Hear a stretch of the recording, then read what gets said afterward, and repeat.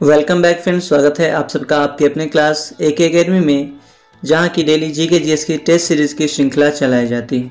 Friends, ये class उन सभी प्रतियोगी परीक्षाओं में महत्वपूर्ण साबित हो सकती है जो कि आगे आने वाले 2021 में जितनी भी वैकेंसी आई हैं उनमें काफ़ी हेल्पफुल होंगे। जैसे कि आपका दरोगा हो गया, SSC GD हो गया, बिहार पुलिस हो गया या फिर इंडियन आर्मी हो गया, ये जितने भी कॉम्पिटिटिव एग्जाम है, या फिर SSC ग्रुप डी ही हो गया, रेलवे ग्रुप डी हो गया, SSC GD हो गया, तो इन सभी प्रतियोगी परीक्षाओं की तैयारी आप इस क्लास में रह करके कर सकते हैं। ये क्लास आप सभी लोग के लिए ही ऑर्गेनाइज की गई है। और फ्रेंड्स, अगर आप इस क्लास में नए हैं तो आपके लिए ये कुछ सूचनाएं हैं जो कि आपके लिए ज़रूरी हैं। सब्सक्राइब कर लें अगर आप इस क्लास में नए हैं तो इस क्लास को। और उसके बाद है ये इस क्लास की PDF, आप लोगों को इस क्लास की PDF भी मिलेंगी। ऐसा नहीं है कि ये क्लास केवल आप लोग को ऐसे ही करवा दिया जाएगा और PDF नहीं मिलेगा, तो PDF भी आपको मिलने वाला है। आप टेलीग्राम ग्रुप से जुड़ जाएंगे, जिसका कि टेलीग्राम ग्रुप का नाम है हमारा AK एकेडमी क्लास। ठीक है, आप टेलीग्राम डाउनलोड करने के बाद AK एकेडमी क्लास सर्च करेंगे, आपको दिख जाएगा। ये क्लास का हमारा लोगो है, इस तरह से AK एकेडमी आर्मी क्लास करके लिखा हुआ है। तो ये हमारे क्लास का नेम है। ऐसा नहीं है कि ये केवल आर्मी के लिए ही है, लेकिन हाँ, अगर आप आर्मी की तैयारी करते हैं तो आप इसे ज़रूर ज्वाइन करेंगे, और अन्य किसी भी प्रतियोगी परीक्षाओं की तैयारी करते हैं तो आपके लिए ये क्लास काफ़ी इंपॉर्टेंट है। और फ्रेंड्स, चलिए अब बाकी बातों को साइड करके और चलते हैं क्वेश्चन पे और देखते हैं हमारे क्लास का पहला। फ्रेंड्स, आपसे सवाल पहला पूछा गया है कि किस में आकार और आयतन दोनों अनिश्चित होते हैं। मैं आपको बता दूं कि आज जो हमारा क्लास है ये साइंस स्पेशल है, यानी कि साइंस का क्लास है, और साइंस में भी केमिस्ट्री का क्लास है, यानी कि रसायन विज्ञान का। और अगर आप क्लास 9th या 10th में हैं तो उसके लिए भी आप ये क्लास ज्वाइन कर सकते हैं, कोई प्रॉब्लम आपको नहीं होने वाली है, क्योंकि ये जो लेवल है, आप जो प्रतियोगी परीक्षाओं में पूछे जाते हैं सवाल, वो 9th 10th और 12th के लेवल का ही पूछा जाता है, तो ये भी उसी का है। तो घबराना नहीं है कि आप 10th या 12th के स्टूडेंट हैं तो आपके लिए ये क्लास नहीं है। चलिए इसका आंसर कीजिए। आपको प्रत्येक क्वेश्चन पे केवल 5 सेकंड का टाइम दिया जाएगा। इसका आंसर, चलिए फ्रेंड्स, मैं आपको बता देता हूँ 5 सेकंड कब के पूरे हो चुके हैं। यहाँ पे पूछा गया कि किस में आकार और आयतन दोनों अनिश्चित होते हैं। अनिश्चित होने का मतलब यानी कि उसमें आकार और आयतन दोनों का शेप निश्चित नहीं होता, आकार निश्चित नहीं होता, और वो आकार निश्चित नहीं होता और आयतन निश्चित नहीं होता।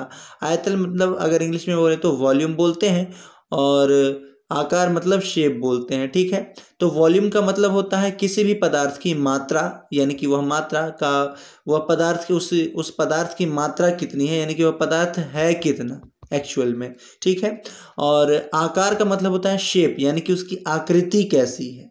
तो इसमें कहा गया क्वेश्चन हमसे, किसमें आकार और आयतन दोनों अनिश्चित होता है। अनिश्चित होने का मतलब फ्रेंड्स ये होता है कि ना तो उसका आकार निश्चित है और ना ही उसका आयतन निश्चित है। जैसे कि अगर आप पानी को लें तो पानी क्या है, उसका आकार और आयतन दोनों अनिश्चित है या निश्चित है। तो मैं आपको बता दूं कि पानी का आकार अनिश्चित है, ठीक है, लेकिन आयतन उसका निश्चित ही है। जैसे कि अगर 1 लीटर पानी है तो वो आप चाहे किसी भी चीज़ में रख दो, लोटे में रख दो, ग्लास में रख दो, बाल्टी में रख दो, तो वो 1 लीटर ही रहेगा। जबकि आकार की अगर हम बात करते हैं तो आकार, अगर उसको ग्लास में रखते हैं तो वो ग्लास के आकार का होगा, बाल्टी में रखते हैं तो बाल्टी का जो शेप होगा उसके शेप में होगा, किसी और बर्तन में रखते हैं तो वैसा होगा। तो इस प्रकार से आकार और आयतन मुझे लगता है कि मैंने क्लियर कर दिया है, और आपका आंसर मुझे लगता है आप लोगों ने अब सही सही कर लिया होगा। और जिन लोगों ने नहीं किया है मैं उनको बता दूं कि इस क्वेश्चन का राइट आंसर होगा गैस, क्योंकि गैस ही एकमात्र ऐसा यहाँ पे पदार्थ कह सकते हैं जो कि आकार और आयतन दोनों अनिश्चित होता है। ठीक है, ध्यान में रखेंगे। और गैसों के बीच अंतराण्विक बल काफ़ी कम होता है। चलते हैं फ्रेंड्स, देखते हैं अगला सवाल। इसका आंसर मुझे लगता है आप सभी लोग समझ गए होंगे, और नहीं समझे हैं तो कमेंट बॉक्स में ज़रूर कमेंट करेंगे कि आपको ये क्वेश्चन समझ में नहीं आया है, तो मैं अगली वीडियो में इस क्वेश्चन को डिटेल और आपको बताऊँगा। चलिए अगला सवाल का आंसर कीजिए, किस में अंतराण्विक बल सबसे कम होता है। चलिए फ्रेंड्स, ये आंसर अभी अभी शायद मैंने आपको बताया है। जैसे बताएंगे, ठोस, द्रव, गैस या फिर कोई नहीं। आपके पास प्रत्येक क्वेश्चन के लिए केवल 5 सेकंड ही दिए जाएंगे, और उसी 5 सेकंड में आपको आंसर करना होगा। और फ्रेंड्स, अगर आपको क्लास पसंद आती है तो क्लास को लाइक, सब्सक्राइब और शेयर ज़रूर करेंगे। और अगर आप चाहते हैं कि इस क्लास में डेली वीडियो आपको मिलती रहे तो प्लीज़ आप लोग थोड़ा सा सपोर्ट कीजिए। क्लास को ज़्यादा से ज़्यादा अपने दोस्तों के बीच फैलाइए, उनको कहिए कि इस क्लास में जुड़ जाएं, ताकि उन्हें भी इस वीडियो में बताए गए प्रश्नों का फ़ायदा मिल सके उनके 10th 12th या फिर किसी भी प्रतियोगी परीक्षाओं में। तो चलिए इसका आंसर देखते हैं।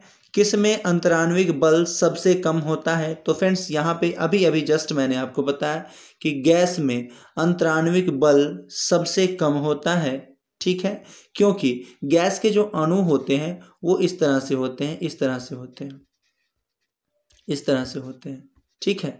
लेकिन अगर आपसे ठोस कह देता तो ठोस में जो होता है वो सभी कण होते हैं एक दूसरे के समीपस्थ होते हैं, यानी कि उन सबों के बीच अंतराण्विक बल, इंटरमॉलिक्यूलर फोर्स जो कहते हैं अगर इंग्लिश में बोलें तो वो काफ़ी कम होता है, मतलब उसमें इंटरमॉलिक्यूलर स्पेस काफ़ी कम होता है। तो इस वजह से ठोस यहाँ पे नहीं होगा, क्योंकि यहाँ पूछा गया अंतराण्विक बल सबसे कम किस में होता है, तो सबसे कम होता है गैस में। आप देख सकते हैं कि गैस के एक अणु यहाँ है, दूसरे अणु यहाँ है, इस तरह से, तीसरे ये, चौथे ये, इस तरह से है। तो यहाँ पे जो हमारा राइट आंसर होगा option number C is the right answer, gas. चलते हैं फ्रेंड्स, देखते हैं अगला सवाल। और अगला सवाल, किसने केवल गतिज ऊर्जा होती है? किस ने नहीं होगा, किस में होगा फ्रेंड्स, यहाँ पे किस में, ओके, ध्यान में रखेंगे। किस में केवल गतिज ऊर्जा होती है? गैसीय अवस्था, प्लाज्मा अवस्था, ठोस अवस्था या फिर सॉलिड स्टेट। सॉलिड स्टेट कहने का मतलब ठोस अवस्था, ठीक है फ्रेंड्स। जो इंग्लिश में रहेगा मैं आपको हिंदी में बोल के बता दूंगा, घबराना नहीं है।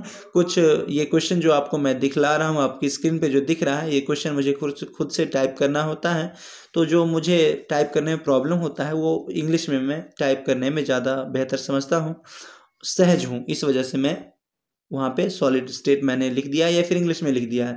तो घबराना नहीं है, मैं आपको हिंदी में ज़रूर बताऊंगा। तो चलिए इसका आंसर देखते हैं। किस में केवल गतिज ऊर्जा होती है? तो फ्रेंड्स यहाँ पे भी होगा कि ये गैस में केवल गतिज ऊर्जा होती है, जबकि प्लाज्मा अवस्था, ठोस अवस्था, ये सॉलिड स्टेट यानी सॉलिड अवस्था, इन सबों में नहीं कह सकते। यहाँ पे हमारा राइट आंसर गैसीय अवस्था होगा, ओके। चलते हैं अगले सवाल पे। सूर्य किस अवस्था में है? आपको बताना है, 5 सेकेंड है आपके पास। सूर्य किस अवस्था में है? ठोस अवस्था, तरल अवस्था, गैसीय अवस्था या फिर प्लाज्मा अवस्था? जल्दी से आंसर करेंगे फ्रेंड्स, आपके पास 5 सेकेंड का टाइम है। सूर्य किस अवस्था में है? जल्द से बताएं फ्रेंड्स, सूर्य किस अवस्था में है। और फ्रेंड्स अगर आपको क्लास पसंद आती है तो क्लास को लाइक, सब्सक्राइब और शेयर ज़रूर करेंगे। और क्लास में उपस्थिति के तौर पे जितने भी लोग क्लास की वीडियो देखते हैं प्लीज़ अपनी उपस्थिति जय हिंद कह के ज़रूर देंगे।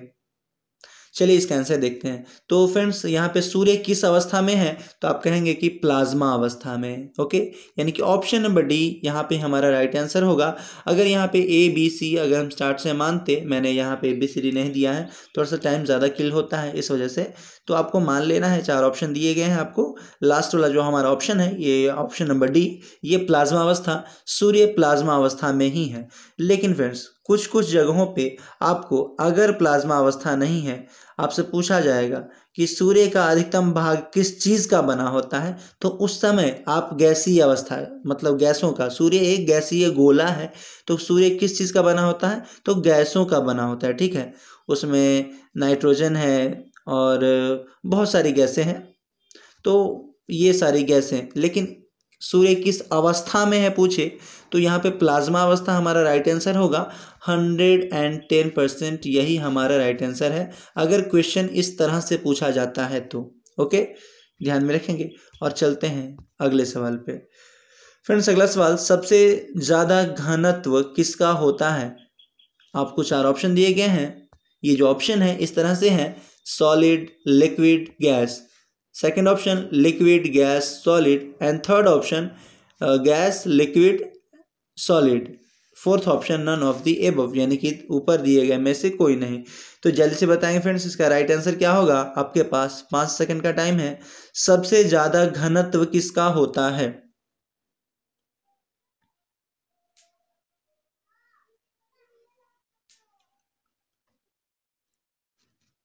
चलिए, तो यहाँ पे हमारा राइट आंसर होगा friends solid, liquid and gas, यानी कि option number A is the right answer. सबसे ज़्यादा घनत्व कहने का मतलब फ्रेंड्स, अगर कुछ लोग नहीं समझ रहे हैं तो मैं उनको बता दूं, घनत्व कहने का मतलब घना, ठीक है, घना। अब तो लगता है कि सभी लोग समझ ही गए होंगे। तो सबसे ज़्यादा घना कौन है, फिर उससे कम कौन है, फिर उससे कम कौन है, इस तरह से। तो सॉलिड, लिक्विड एंड गैस यहाँ पे ध्यान में रखना है। ये घना कहने का मतलब यही होता है फ्रेंड्स, ज़्यादा कुछ इसका मतलब नहीं है, कि उनके अणुओं के बीच जो अंतराण्विक बल होता है ना, अंतराण्विक बल होता है, उसी बलों के बीच जो दूरी होती है, उसकी दूरी सबसे ज़्यादा किसके बीच है।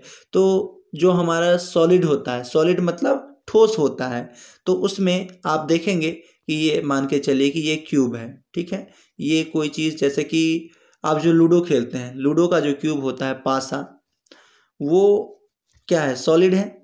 तो उस सॉलिड में जो अणुओं के बीच जो है ये दूरियां काफ़ी कम है। क्यों, इसको कैसे जान सकते हैं, क्योंकि ये सॉलिड है। अगर आप इसको दबाएंगे तो क्या ये इसमें कुछ परिवर्तन हो सकता है, आकार में परिवर्तन हो सकता है, नहीं हो सकता। लेकिन हाँ, इसके आयतन में परिवर्तन किया जा सकता है, लेकिन उसके लिए भी फिर कंडीशन है, ऐसा नहीं है कि ऐसे ही कर दिया जाएगा।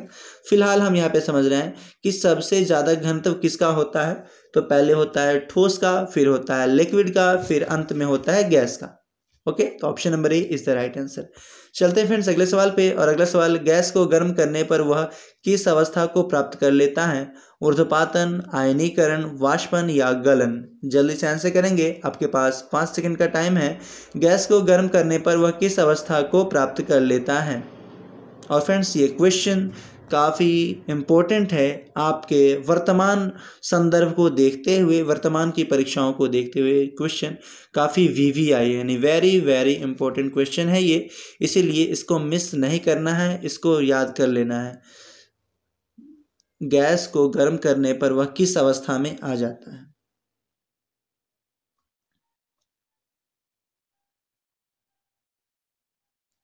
ओके, तो फ्रेंड्स यहाँ पे 5 सेकंड पूरे हो चुके हैं, और यहाँ पे आयनीकरण ध्यान में रखना है। आयनीकरण यानी कि option number B is the right answer friends.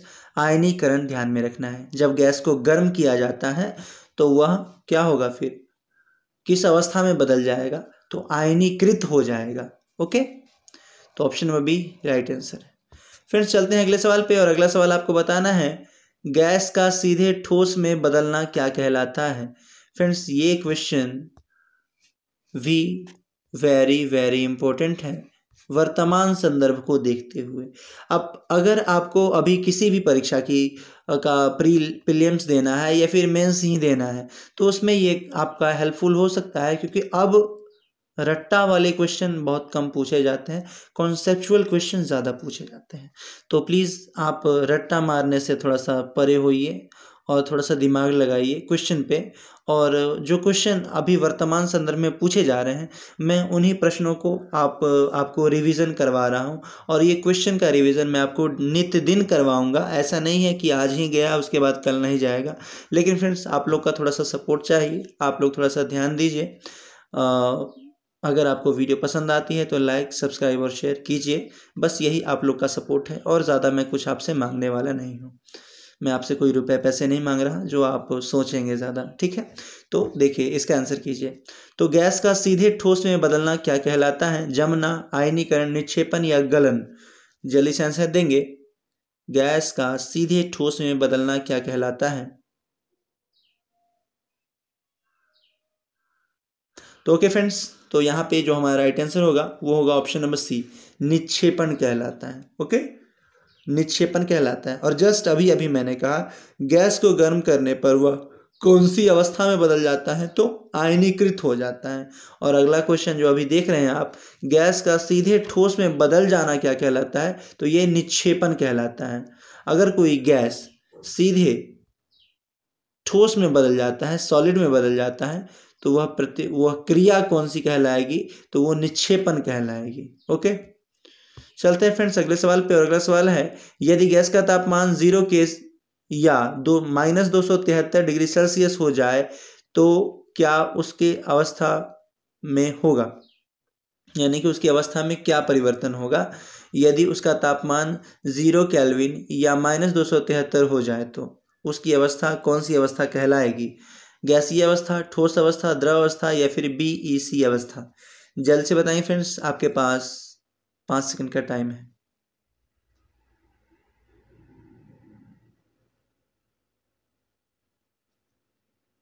तो चलिए फ्रेंड्स, 5 सेकंड आपके पूरे हुए और यहाँ पे जो हमारा राइट आंसर होगा वो होगा यदि गैस का तापमान 0 केल्विन या फिर -273 डिग्री सेल्सियस हो जाए तो उसकी अवस्था जो होगी वह अवस्था होगी BEC अवस्था। बोस आइंस्टीन कंडेंसेंट इसको कहते हैं, बोस आइंस्टीन कंडेंसेंट इसी अवस्था को कहते हैं। BEC का फुल फॉर्म बोस आइंस्टीन कंडेंसेंट। ठीक है, ये बोस एक वैज्ञानिक थे, एक बोस वैज्ञानिक थे और दूसरे वैज्ञानिक थे आइंस्टीन। ठीक है, दूसरे वैज्ञानिक थे आइंस्टीन। इन दोनों ने मिलकर के ये सिद्धांत दिया था कि -273 डिग्री सेल्सियस से भी नीचे अगर कोई पदार्थ का तापमान है तो उस तापमान में उपस्थित पदार्थ को क्या कहेंगे। तो इन दोनों ने अपने नाम को ही उस पदार्थ की अवस्था का नामकरण कर दिया अपने नाम पर ही, जिसे कि BEC अवस्था कहा जाता है, बोस आइंस्टीन कंडेंसेंट अवस्था कहा जाता है। ओके, चलते हैं फ्रेंड्स अगले सवाल पे और अगला सवाल आपको जवाब देना है। निम्नलिखित में से पदार्थ की चौथी अवस्था कहलाती है कौन? ठोस, प्लाज्मा, द्रव या फिर BEC अवस्था? जल्द से बताएंगे फ्रेंड्स, आपके पास 5 सेकंड का टाइम है।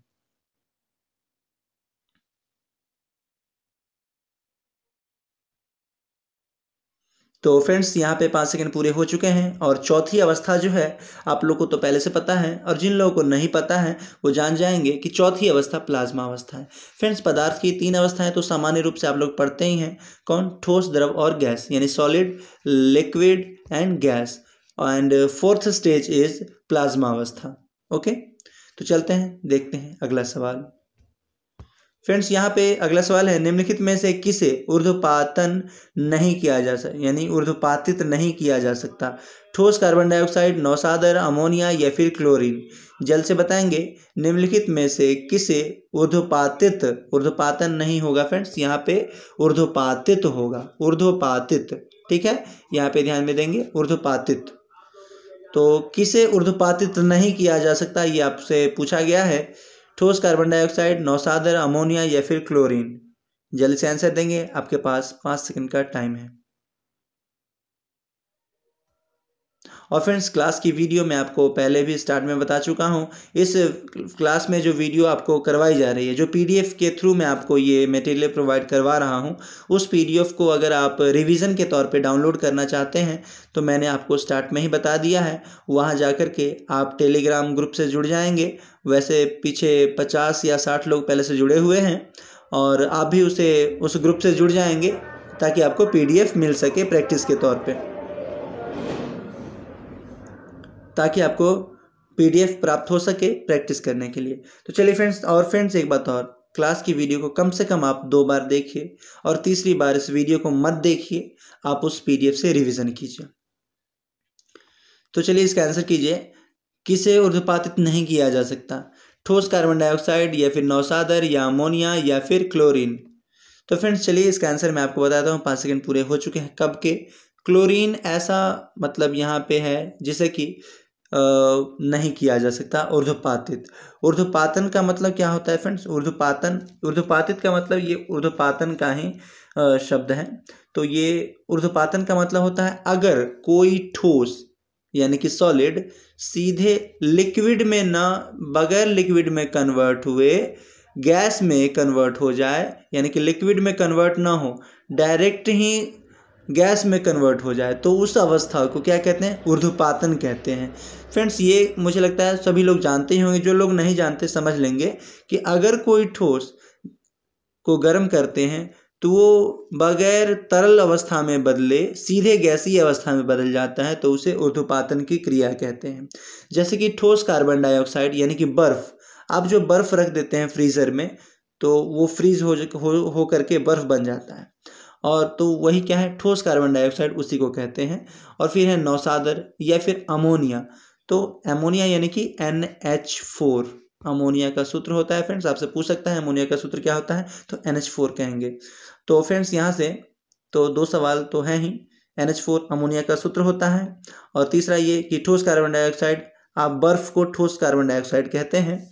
और चौथा क्वेश्चन ये जो यहाँ पे पूछा गया कि ऊर्ध्वपातन किस में नहीं हो सकता, तो क्लोरीन का ऊर्ध्वपातन नहीं होता। ठीक है, नहीं किया जा सकता पूछा गया है, तो क्लोरीन यहाँ पे हमारा राइट आंसर होगा। चलिए बहुत ज़्यादा कचरा हो गया है, तो यहाँ पे देखेंगे क्लोरीन हमारा राइट आंसर होगा, ऑप्शन नंबर डी। चलते हैं फ्रेंड्स अगले सवाल पे और देखते हैं उसका राइट आंसर क्या होगा। न्यूट्रिनो की खोज किसने की थी, यहाँ पे आपसे पूछा गया है। फ्रेंड्स आपके पास 5 सेकंड का टाइम है, आंसर कीजिए। न्यूट्रिनो की खोज किसने की थी?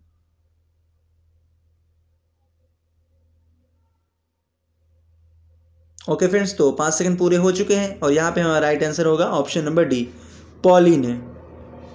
थोड़ा सा पॉली, यही होगा राइट आंसर, पॉली नहीं पॉली ने।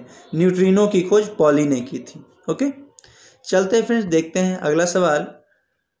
रसायन विज्ञान के पिता किसे कहा जाता है? रॉबर्ट हुक, नील आर्मस्ट्रांग, या फिर रॉबर्ट ब्राउन, या फिर इनमें से कोई नहीं?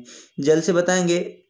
आधुनिक, यहाँ पे आधुनिक पूछा, आधुनिक लगाना चाहिए था, आधुनिक होगा फ्रेंड्स, ये क्वेश्चन आधुनिक के लिए है। आधुनिक रसायन विज्ञान के पिता किसे कहा जाता है? जल्दी से बताएंगे फ्रेंड्स, आपके पास 5 सेकंड का टाइम है। आधुनिक रसायन विज्ञान के पिता किसे कहा जाता है? तो फ्रेंड्स चलिए यहाँ पे जो हमारा राइट आंसर होगा कि आधुनिक रसायन विज्ञान का पिता किसे कहा जाता है, तो रॉबर्ट हुक तो होगा ही नहीं होगा, क्योंकि यहाँ पे रॉबर्ट हुक इसका राइट आंसर नहीं होने वाला। नील आर्मस्ट्रांग ये भी नहीं होगा, रॉबर्ट ब्राउन ये भी नहीं होगा। ऑप्शन नंबर डी जो दिया गया है यहाँ पे हमारा राइट आंसर होगा, इनमें से कोई नहीं। फ्रेंड्स ये क्वेश्चन का आंसर, अगर आप लोग में से कोई भी इतने अगर इंटेलिजेंट है तो इसका आंसर आप लोग को करना है, कमेंट करके इस क्वेश्चन का आंसर आप लोग देंगे कि क्या होगा इसका राइट आंसर। चलते हैं, वरना मैं आपको कल ज़रूर बताऊंगा कि इसका राइट आंसर क्या होगा। मैं अभी भी बता सकता हूं, लेकिन मैंने एक क्वेश्चन का आंसर आप लोग के लिए छोड़ा है। ओके, चलते हैं देखते हैं अगला सवाल। तो फ्रेंड्स सॉरी, आगे कोई क्वेश्चन है नहीं, ये कुछ नोटिफिकेशन है, सूचनाएं हैं आप लोग के लिए। अगर आप इस क्लास की वीडियो लगातार पाना चाहते हैं तो क्लास को सब्सक्राइब कर लेंगे, और नई वीडियो की सूचना अपने मोबाइल पे सबसे पहले पाने के लिए बेल आइकन को प्रेस कर लेंगे और ऑल पे सेट कर लेंगे।